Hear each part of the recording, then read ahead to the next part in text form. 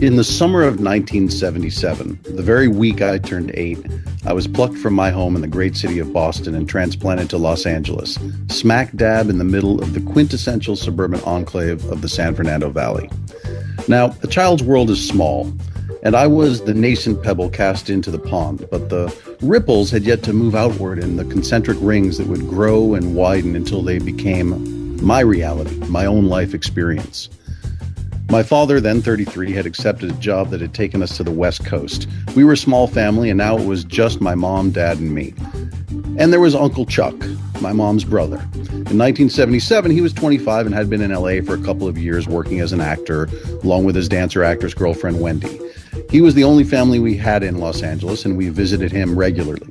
Chuck and Wendy lived in a small apartment in Hollywood, just over the hill, as we Valley people refer to anything on the other side of the Santa Monica Mountains, the low range of hills that separates us from the rest of LA and the Pacific Ocean. There are several ways to get over the hill from the valley, but only one goes straight into the pulsing heart of Hollywood, Laurel Canyon Boulevard. So every visit to Uncle Chuck's included a ride on this narrow canyon road.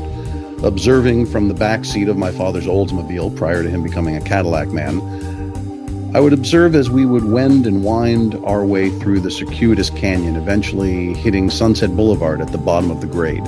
We'd turn right and drive about a mile to Larrabee, and there was Chuck's apartment, a tiny one-bedroom off of Larrabee, tucked up in the Hollywood Hills, looking down onto the roof of the Whiskey A Go-Go. But as I said, a child's world is small, so how at 8 years old could I understand that I was moving through the aorta at the very heart of the 70s zeitgeist? Sex, drugs, and rock and roll surrounded me on every trip through the canyon, yet this was simply where my uncle lived with his woman and his Great Dane, and Laurel Canyon was just another street with some cool houses. Never mind that I was cruising by the homes once or currently occupied by legends such as Frank Zappa, Jim Morrison, the Byrds, Buffalo Springfield, Joni Mitchell. Even Houdini was rumored to reside in a castle-like compound somewhere in the canyon's dark shadows. The ripples of my world had not yet come to know these names or faces, nor the many other ghosts that resided on the streets of the canyons. But I would wonder who lived up there. Who lived on these crooked storybook streets like Lookout Mountain, Crescent Drive, and Wonderland Ave. Wonderland. Now that is a good name for a street that snakes its way up into the secret recesses of the Hollywood Hills. And it also happens to serve as the titular avenue in director James Cox's accounting of the four-on-the-floor murders that took place on that very street in the summer of 1981. Not since the Manson murders had there been such a notorious canyon killing, both occurring in the Los Angeles hills on warm summer nights. But this time, our central figure was none other than Johnny Wad, a.k.a. John Holmes, a.k.a. the King of Porn. In Cox's 2003 movie, Val Kilmer plays Holmes at his sniveling, whining, doughy-eyed, dysregulated best. His glory days behind him, Holmes now exists on a steady diet of coke and sex with his underage, enamored girlfriend Dawn, as they eke out their volatile way through the hardscrabble streets of LA in the early 80s. And like all addicts and desperate people, Holmes eventually gets in too deep with the wrong crew. In this case, the Wonderland Gang, the ramshackle residents of a rented townhouse located at 8763 Wonderland Avenue, high in the Hollywood Hills. Led by the unstable Ron Lanius, the rest of the crew consisted of David Lind, Billy Deverell, and Deverell's girlfriend, Joy. What happens next may as well be considered a series of really, really bad choices on behalf of Holmes, but such is the curse of the desperate. Acting as a go-between for the unstable Lanius and notorious LA club owner and gangster Eddie Nash, Holmes attempts to sell Nash some antique guns owned by Lanius. Let's just say that things don't go exactly as planned, and now Holmes finds himself needing to work his way back into the good graces of Lanius's crew. Holmes' street cred has waned considerably, his 13.5-inch cock notwithstanding, and he helps the Wonderland Gang plan and execute a brazen robbery of Eddie Nash. But Eddie knows better and soon has Holmes at his mercy and forces the King of Porn to lead them to the townhouse on Wonderland on the evening of July 1st, 1981. What ensued was a bloody massacre. 4 dead, including Lanius, Deverell's girlfriend Joy, and David Lynn's girlfriend Barbara Richardson. Ron Lanius' wife, Susan, was severely attacked but survived. What James Cox is able to capture in his movie is an authentic and manic romp that kept me feeling as high and confused as the film's central characters. A gory he said, she said, Cox keeps us guessing just like his LA detectives Sam Nico and Louis Cruz. We don't know whom to believe, and frankly, I feel more comfortable not knowing. At least I have some plausible deniability in the whole thing. Now, Wonderland gang member David Lynn, played at his 80s biker best by Dylan McDermott, was not present the night his bros and his girl were beaten to death with lead pipes, and much of the first part of the movie goes to his take on the night in question. He knows it was Nash and that Holmes had set up the Wonderland gang, and we may even believe him until we hear Holmes' side of it. Sure, he was involved, but he certainly wasn't there during the murders, right? Perhaps the one believable version belongs to Sharon Holmes, John's estranged wife, played subtly and stoically by Lisa Kudrow. Did her husband show up at her house in the middle of that July night, disoriented in tears and covered in blood? Yeah, probably so. But to this day, the murders remain unsolved. Holmes was never proved to be there that night, and he was acquitted. 6 years later, he was dead from AIDS. Nash's trial ended in a hung jury, 11-1. Well, the RICO statute caught up with him in 2001, but by then he was a septuagenarian emphysemic who only spent about 4 years in the Stony Lonesome on federal charges for drug trafficking, money laundering, and bribing that juror. Listen, Cox doesn't provide any answers, but really, come on, we know what happened, right? What he does do is set the stage with smart and gritty production design, turns up the manic mayhem, and lets his actors loose. Kilmer is brilliantly pathetic as Holmes, whose emotional maturity is tantamount to the size of his schwang. The great Tim Blake Nelson serves as the perpetually stoned ballast, Billy Deverell, to the volatile Ron Lanius, played to disarmingly unpredictable perfection by Josh Lucas. Eric Bogosian shows up in his hirsute best as Eddie Nash, and you can't have a gritty whodunit if you don't have Ted Levine as the gritty and perpetually beleaguered detective, in this case LA's own Sam Nico. Wonderland is a great movie about terrible people doing horrible things to each other. But it is due to Cox's steady turn behind the wheel that the movie manages to withhold judgment. Instead, it serves as a demarcation point where the great wave of sex, drugs, and rock and roll hit the cement breakwater of 80s conservatism in a bloody head-on collision that hot summer night up in the Hollywood Hills. Nice job, Adam. Excellent job, man. I got to tell you. That is a really good intro. Joe, we're on fire, man, right? The last couple of weeks here. Everyone's bringing their game here. Well done. Thank you. Around. Hey, listen, guys, before we get started, I want to remind our listeners that they can check out our interview with director James Cox and actor Tim Blake Nelson at thecuttingroompodcast.com, right next to this episode. It's an excellent interview. Adam and Max join me. Check it out. Guys, let's talk Wonderland. Adam, I got to tell you, what I think works in this movie, one of the many things that works in this movie, is a point that you brought up, that Cox withholds judgment here, because you watch so many of these movies, especially where there's a lot of uncertainty when it comes to the truth, and Cox doesn't try to shove his opinion down, in my opinion anyway, down your throat. You know, he's basically just leaving it to the viewer to decide what might have happened or what could have happened by giving you this Kurosawa-esque way of storytelling with three different versions of the murder. Mm-hmm. Absolutely. And, no one's been brought up on charges. So anyone anyone who's been brought up has been acquitted. So yes, technically speaking, there are no guilty parties that have been brought to light. So he stays out of that. It's just one of those things, too, that we'll never probably know the truth. We'll never know who the Zodiac killer was.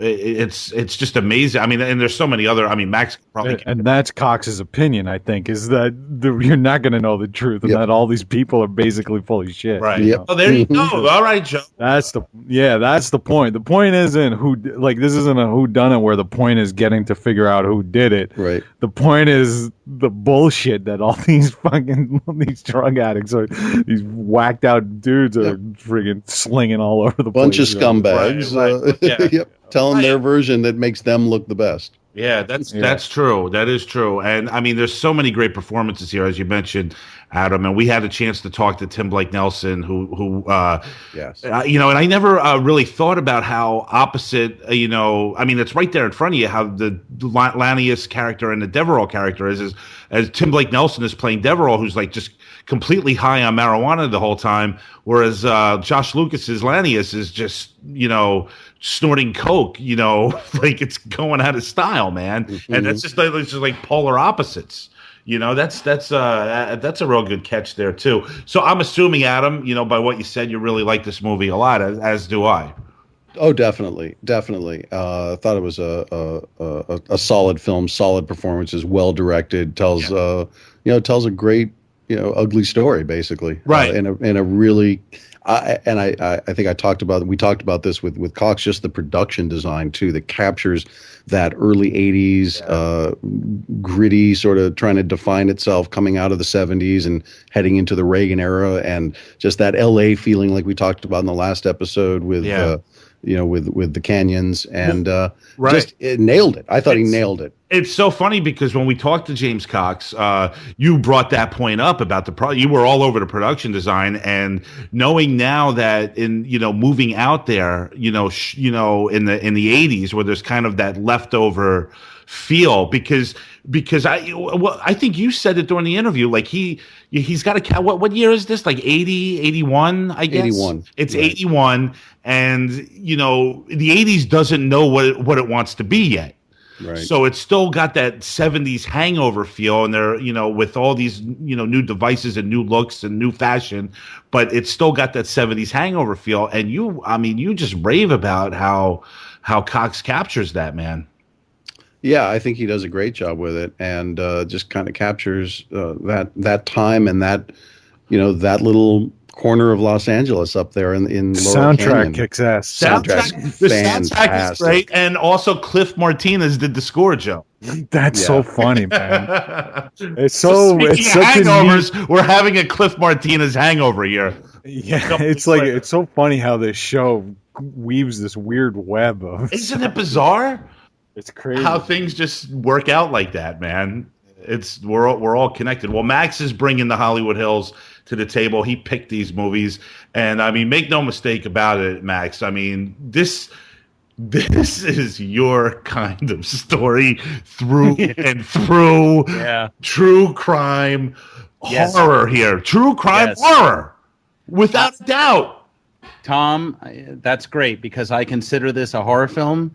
I consider this equivalent, not on the grandest scale, because I'm very passionate about my Helter Skelter, but this was the Helter Skelter that killed the 70s. Helter Skelter killed the 60s. But out here in LA, this was like, and it's so funny though, because I was wholly unaware. I'd heard of the Wonderland murders, but ever since I saw this film, I have been obsessed. I have been trying to learn each and everything I possibly can, every nougat about this crime and these dynamics. Eddie Nash, you guys know that this dude was the biggest club owner in Los Angeles, and he created the first gay club out here where gay men could dance and kiss together. Did not know that. Wow. But here's something else. In Adam's eloquent, gorgeous intro, he talks about 1977 coming out here. I don't even know if we've talked about this much, Adam, but I really identify it. You had Laurel Canyon. Mm-hmm. I had Topanga Canyon. Yes. And it was the same thing. Like every time I went through Topanga Canyon, I had those same feelings that you talk about in your intro. And the only movie I could ever compare anything to was the Fat Man. There was a tunnel that had Fat Man spray painted over it. And it was a tunnel through I guess Santa Monica Mountains, or the Malibu Mountains, really, that led you to the Pacific Ocean. And then the only film I could equate it to was Heaven Can Wait with Warren Beatty. Like that, he dies in that tunnel. In that tunnel? Yeah. That's the same tunnel, Max? And I remember seeing that on the Z channel, Heaven Can Wait, and watching it all the time. And I don't know, it just there's for something for those people that are listening that aren't familiar with LA. Topanga Canyon is a windy canyon that goes out of the San Fernando Valley. and it lands you right on Pacific Coast Highway in the heart of Malibu. And then, there's a series of canyons as you go further west, and you've got a number of them. And then Laurel goes straight into Hollywood, and then there's, they're all over the valley. There's the Santa Susana Pass, which goes the other direction, and that's where Manson, where Spawn Ranch was. So all very, like, Topanga Canyon was this enclave of just gypsies and hippies in the 60s and 70s, and still to this day has that vibe. They're really unique places. Yeah, really unique places. So yeah, we're surrounded by iconography out here. Yeah, it's apparent. Yeah, I mean, to hear you guys talk about it, it's really wonderful to listen to. It really is. I mean, I mean, Joe, you've been out there. I mean, obviously you haven't. Not really. But you've at least, it's caught your eye, right? I haven't been. When Joe was at my house with Adam, he was more California kid than we were. The dude was wearing fucking puka shells. He was tan. He was handsome. He's a good-looking guy, Max. Yeah, I couldn't believe how good-looking Joe was, and I'm straight, and I'm like, oh my god, he's really, Shut up. he's really. Oh, you know what it is? He has that Mediterranean skin, and he's really tan, and like he's just so. Oh my god, look at his teeth. I was in a very good place when I visited you because I had been vacationing for a week. I was back in a place that I had, that I really loved. I do like California. I don't like LA, to be honest with you. But I haven't driven on all these roads that they're talking about. Like I don't know what they're talking about. To me, when you guys are talking about the canyons and stuff, I think of David Lynch and. Mulholland Drive. Appropriately so. Yeah, and that's Lost all Highway. that. There's just, it's, God, there was at the top of all of these canyons, sort of at the crest that runs along the top of the Santa Monica Mountains, is Mulholland Drive. Okay. And there is just, there is an energy up there. Back in high school, it's still there, I think. There's an old Nike missile base that's tucked away down this dirt road that was put in there during World War II to protect the coast from potential Japanese subs. And by the time I was in high school in the mid 80s and even early college, late 80s, it's just like this defunct thing that was a missile base. But if you knew where it was, you could go there and you could climb up this old metal ladder up to the top, and you just lay out there and look at the stars and look out over the city. And it was just a mystical, spiritual place with unusual energy. And it's still that way up there. It's just a strange little area. Wow. I wrote a biker play in my early 20s. I wrote it in Sonoma Wine Country that Adam directed, and it'd be a bunch of actors, and we're all dressed up as bikers, and we're all going up into the Hollywood Hills, hanging out. You remember that, Adam? I do. I mean, it's so remember when. I mean, Wow. Seriously, these films just bring so much nostalgia, out of me as an Angelino. And I'm sure, Adam has much more of an affection for his past in Boston than I do mine from Lansing. I could give a fuck about Lansing, but You're from Michigan, right? Yeah. That's when did you move out? Around the same time. Yeah, it was like 77. So here's a question, and I was going to include this in my intro, and it's kind of what we're talking about now is I have found lately, and maybe it's just I'm at that age, but it's a strange thing where I am nostalgic for a time or an experience that I actually didn't have directly. Like I said at the beginning of the opening there, it's like I drive over the canyon, and to me that was just a street. I have no idea who's living there, but like now I'm nostalgic. The fact I was there, but I wasn't connected to it, but I'm still nostalgic for that environment that I didn't really truly live in. So I'm asking a question. Can you be nostalgic for an experience that you didn't necessarily directly live? I think it's possible, only because, and look, I haven't seen the area that you guys are talking about, but when we were talking about Bret Easton Ellis last week, it's like watching, or reading things about LA, like watch it, like say I saw Less Than Zero, when I was a young man, like, my early teens. And then, I think, then you rewatch, say, like, then you watch films like this, and I get nostalgic about Less Than Zero. Now, I've never been out to Los Angeles, but I think, more so in your sense, Adam, like I could Is it a cinematic experience that you're saying, Yeah, I don't think Adam? he is saying that. I'm trying to turn it into that, but No, I mean it's almost like like I'm at my uncle's apartment, and for all I know, the band could have been playing at the Whiskey Beneath them. It's like it was too late for the Doors, but Crosby, Stills, Nash might have been playing there that night, and I was. Well, you feel the history of a place, even though I wasn't really in. Like I was telling Max the other day, there's a little amphitheater that's a few miles from where we live, also in the hills, just a different area. And in fact, Max's wife actually even sang at the Starlight Amphitheater. It's like a little outdoor, not even that little. It's like I don't know, 1,200 seat amphitheater. And in 1978, apparently Bob Marley and Peter Tosh reunited and had a concert there. Wow. And it's like I didn't even know this until like a couple weeks ago. And it's like, but I'm still nostalgic for the fact that was a time that I was there. Well, I think I know what you're saying.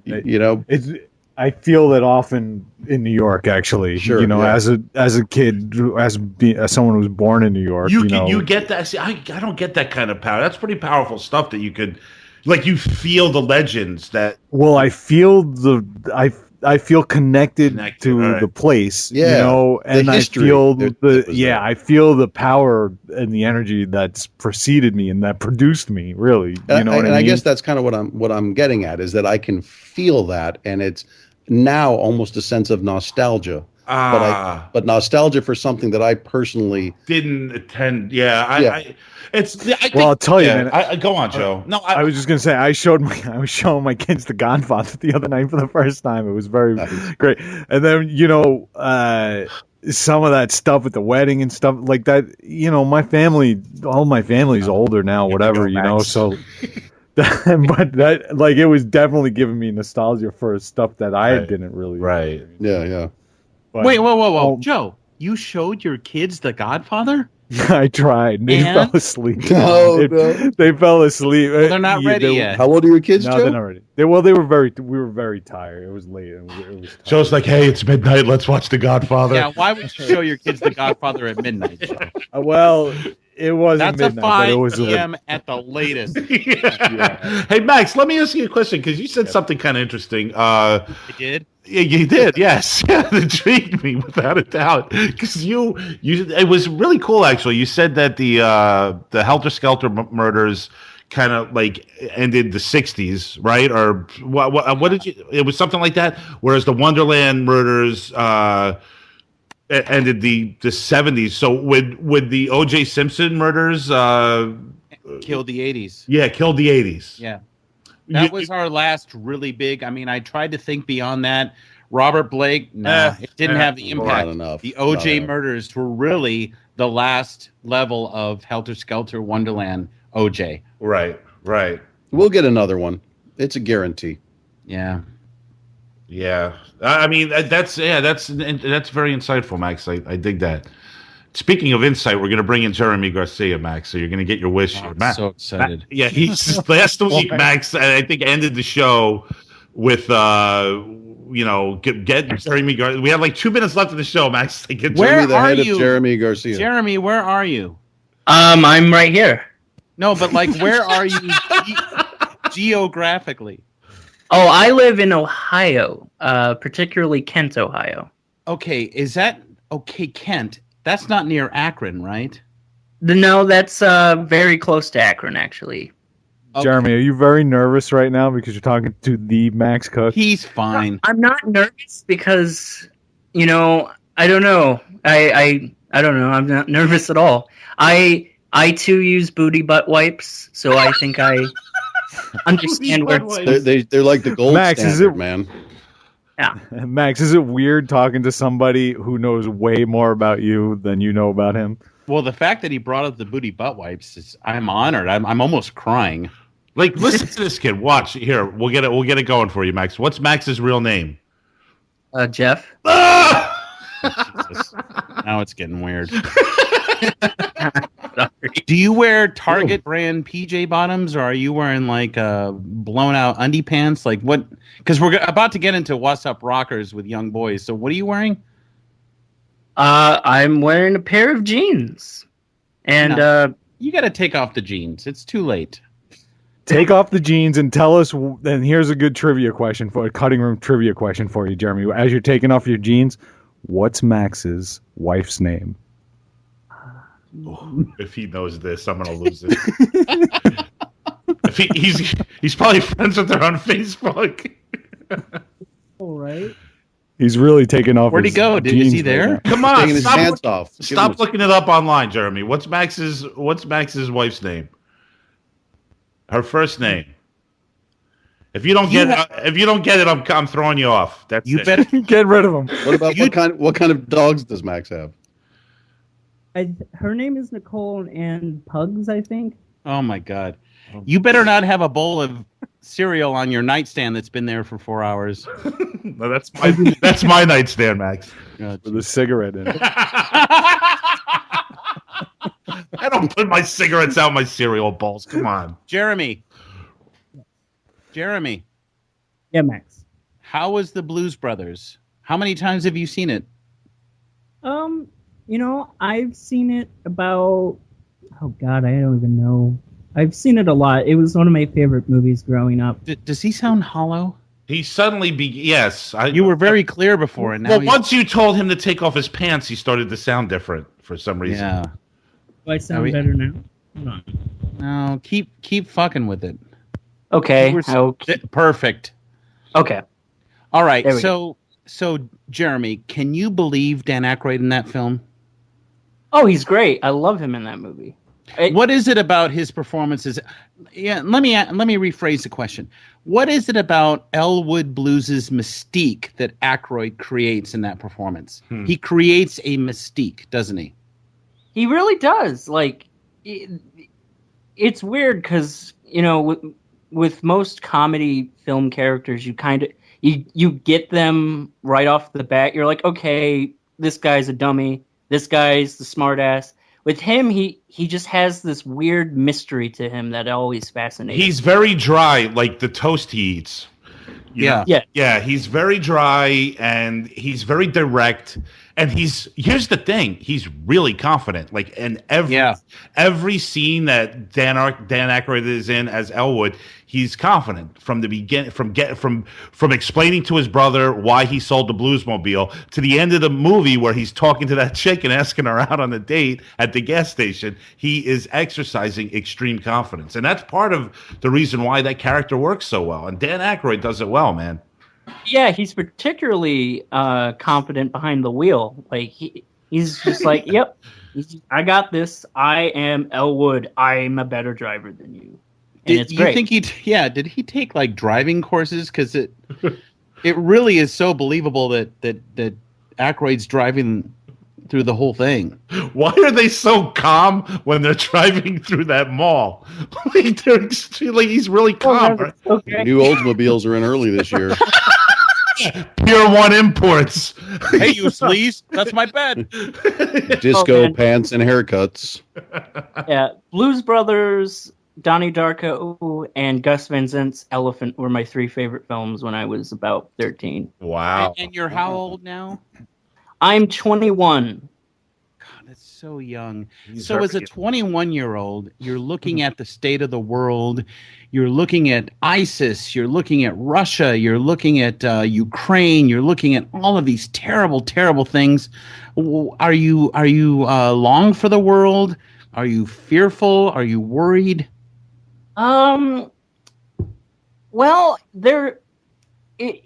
that stuff is definitely disconcerting and tragic and upsetting. But I don't know. I try to look at the positives. Like Teach me, Jeremy. Teach me to look at the positives. As a young man today, teach me. Well, you see, I have lots of gay friends, and and seeing how the LGBT community has really made strides and how they've gotten now just so our listeners know, LGBT stands for lesbian, gay, transgendered, all that. That's your world. Well, that's not necessarily my world. I just have a lot of friends that. And he's saying that they're progress, like that community is progressing. Oh, And I that's like so good. I'm that. glad that they are progressing. Yeah, he's that to him, instead of thinking about all these horrors around the globe, he's like, well, you know what? I'm going to take a look at the at this and see how that is now getting better, which is a great way to. I can't look at things like that. I go for the worst. I go for the jugular. Well, don't get me wrong. I'm an incredibly pessimistic person most of the time, but Right. but You I have to be to listen to us.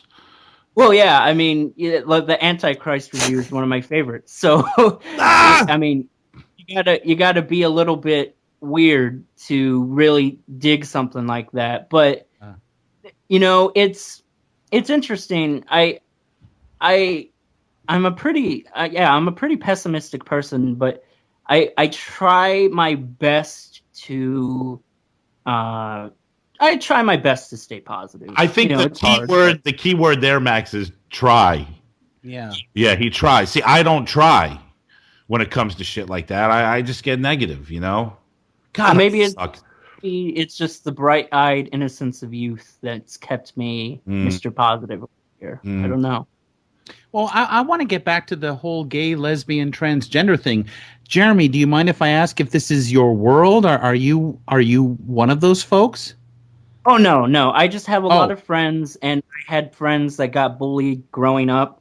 And I grew up in this town where there are a bunch of like dumb redneck people. So if you were friends with gay people, you were called like a fag and beaten up That's or whatever. heartbreaking. That's heartbreaking. Ugh. And transgender people and gay people and lesbian people are some of my very favorite people. And I think they're so pure, and I think they're wonderful. And I'm really sorry that they have suffered verbal abuse from ignorance. Oh yeah.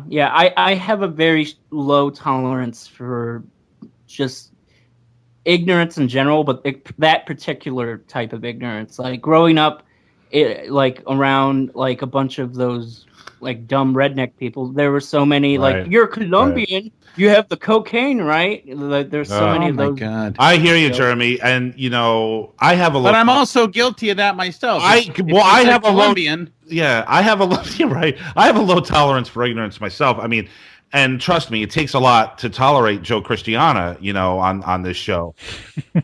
So I totally get what you're saying. You're a very forgiving man, Tom. Jeremy, do you like Joe's reviews, or does he? I love Joe's reviews. Is there anything about Joe that gets on your nerves? Oh God! Not really. There's really nothing about you guys that really get on my nerves. I posted a pretty big comment on the last episode, but it wasn't that you got on my nerves. I just wanted to get give my perspective as a millennial, seeing as you were talking about spring breakers and millennials. Yes, and I heard that show, Jeremy. I heard it just today, and I was rolling my eyes through the whole show. Max dug because of Tom's rant. Yeah, Max. Yeah, well, it's not. I don't know. I don't know, man. You guys got on me, dude. Tom sounded like he was 70 years old. He sounded like fucking. I was trying to balance that out. I was trying to balance that equation out, Max, but he wasn't letting me get in a word. It was fucking Gran Torino starring Jetloff. You don't work with these people, Max. You don't. I did work with those people when I worked with those people. When you were 21. No, not 21. Well, into my 30s, I was a fucking server. Thank you. All right. Not the only suffering server in the world, Tom. Oh God. Well, that's good to know. Jeremy, how do you make money? Wow, Jeremy, you went crazy on this friggin' comment. What does he say, Joe? Read it. Is it long? All right. It's longer than my review for What's Up Rockers. Just read it, Joe. Right. I didn't go crazy. I just wanted to give my personal perspective. Just read it. Joe's going to read it. Very interesting episode. I'd like to Why do you address have a to couple read it things. in the voice? All right. I'd like to address a couple of things. This is just a suggestion of an interesting sci-fi film, Upstream Color by Shane Carruth. Okay. It's a fascinating and beautiful film that is a little opaque, but I felt it was ultimately emotionally rewarding and intellectually stimulating. Okay, well, hold on now. That's good. The sci-fi discussion was good. The Solaris discussion was good, right, Jeremy? I loved getting into it with Dave on that Solaris discussion. Yeah, that was great. excellent. Billy and I had a discussion, and you and Dave had a discussion. No problems. Everything was fine. Continue. Yeah, that really made me want to check out Soderbergh's Solaris, because I was kind of weary of it because I really liked the Tarkovsky film, but it made me want to give it a shot at least. Yeah, I haven't seen the Tarkovsky movie since like 1997, so I don't remember it. So I meant to watch it for the show. Joe remembers the year you watched it. Yeah. Go on, Joe. All right. I recently had a Facebook rant about the subject of millennial bashing, and I personally feel that the oversimplification of just saying my generation is sex-obsessed addicts is a little unfair. Dude, he's digging at me, Joe. Yes, he is. My generation, in many ways, is one of the more intelligent generations. Ah! Just looking at how hey, and Jeremy, I'm behind you on this. Oh, I don't do that, Joe. He's allowed to do what he wants. He's his job right you now. see how he gets on me, Mac? Right. He's an asshole. He's awesome. Go on, Joe. Just looking at how hard my generation has worked and fought for the rights of the LGBT community, something past generation have been violently against. Sexual community. That to me shows a generational strength, determination, and intelligence as well as individualism. Well, yeah, hey, dude, I don't know that a generation can take claim. Like my mother's always trying to take claim that her generation was the best. They were hippies, and then then look what they did in the 80s. So I don't know if I buy. I don't know if I buy all that. But I mean, generation sucks, Joe. It just keeps getting worse and worse. Yeah, I mean, look, civil liberties started a long time.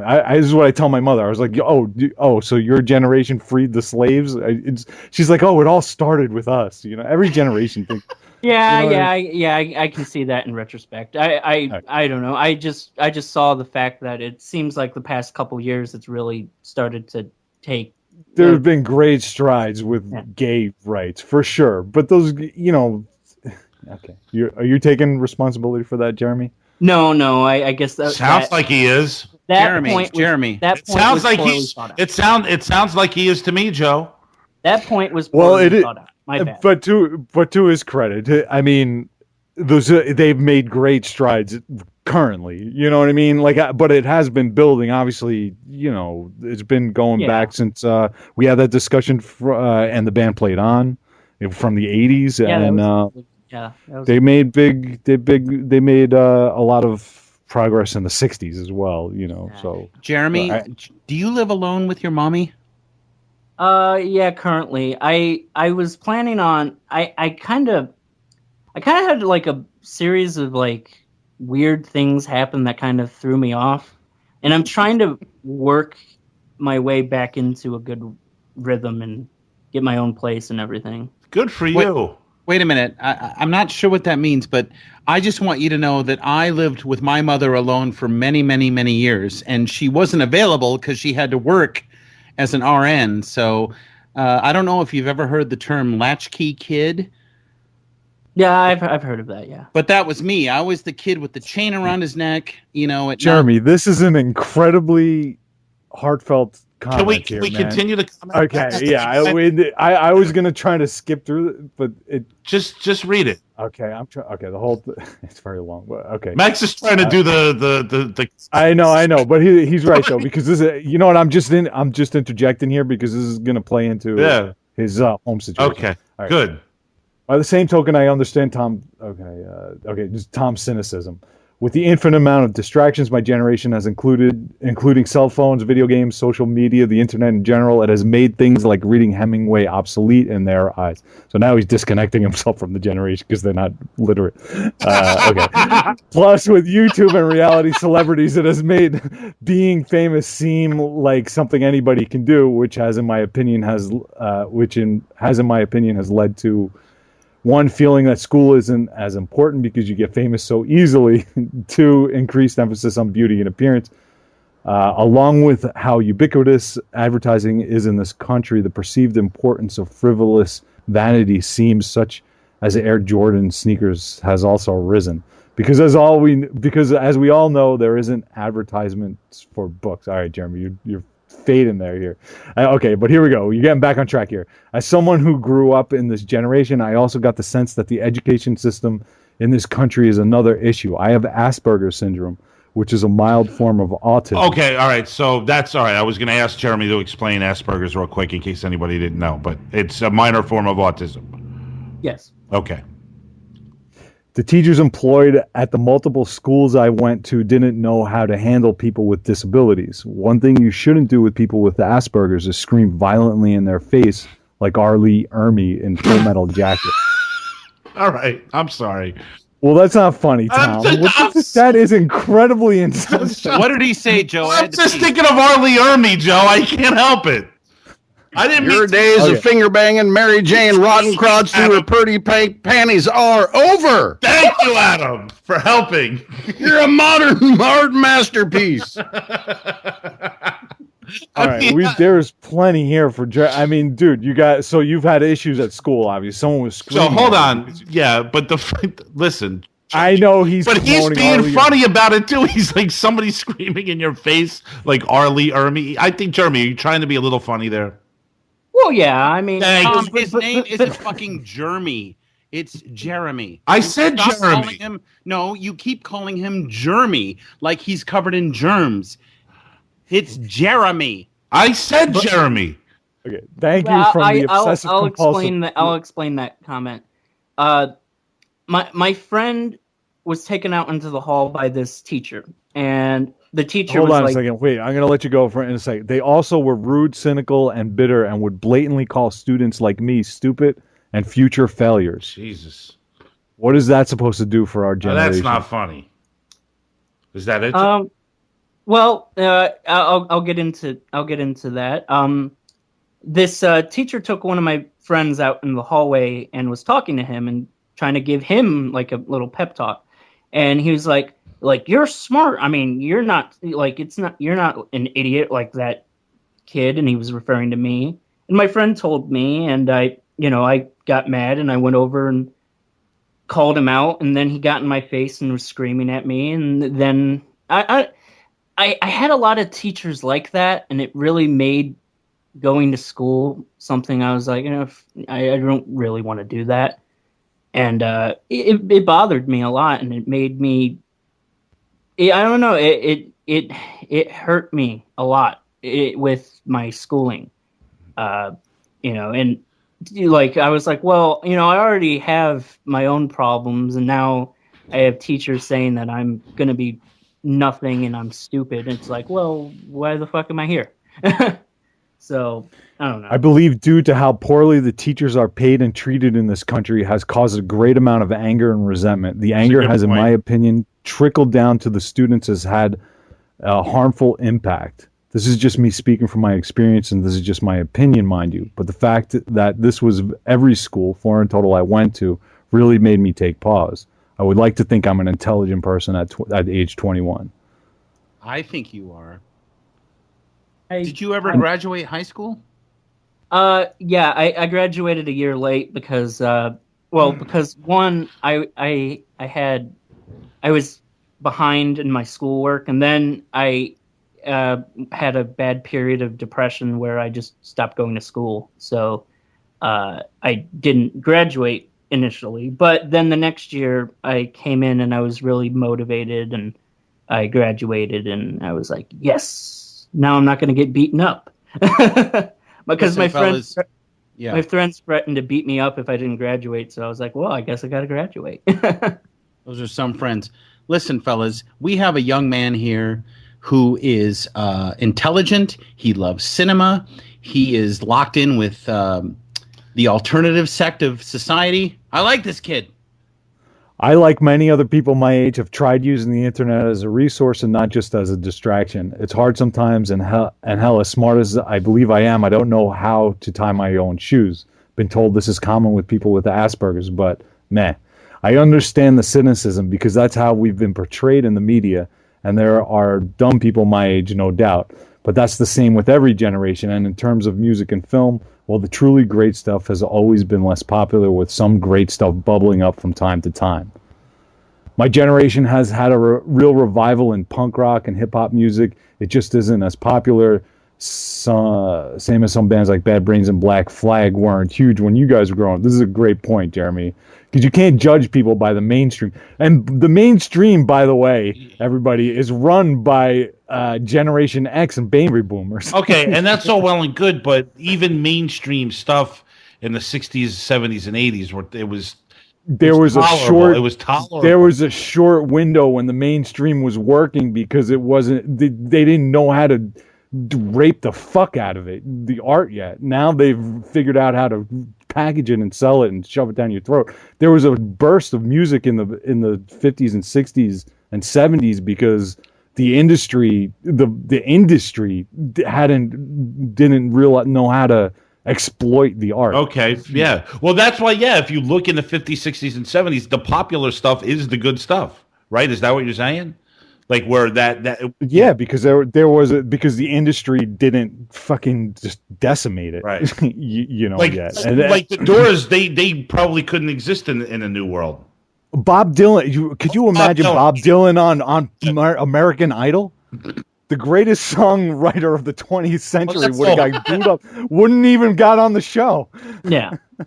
You know what I'm saying? So, and when we were growing up, most of the mainstream stuff. Off the show. Yeah, I mean it's true.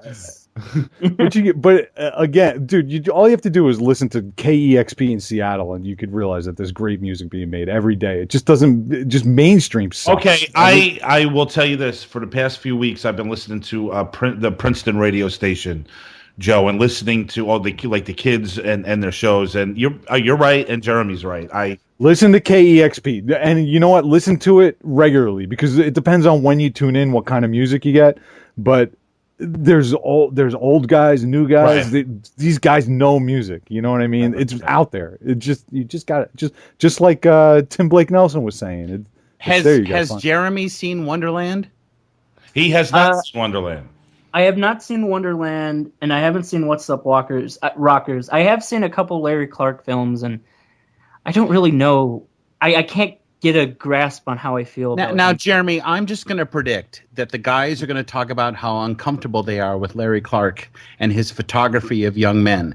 As a young man, do you think it's offensive or do you think it's artistic? Hey, why don't I read my review? Can we, Joe, finish that comment? Let Joe read his review, and then we'll continue this conversation. Is that okay? Cool? All right. Yeah. So finish. All right, finish, Joe. All right, here we go. This is why I love this show, because you guys really challenge your audience to think. Thank you.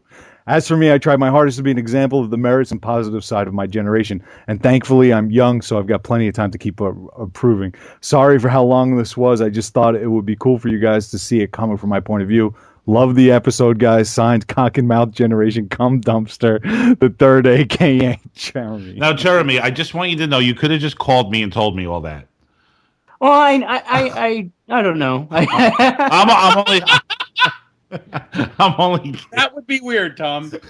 Listen, just so you know, Thomas Jetloff, I have a really long message for you. Yeah, just pick up the phone, call me, and let me know how you're feeling. I'll listen anytime. All right.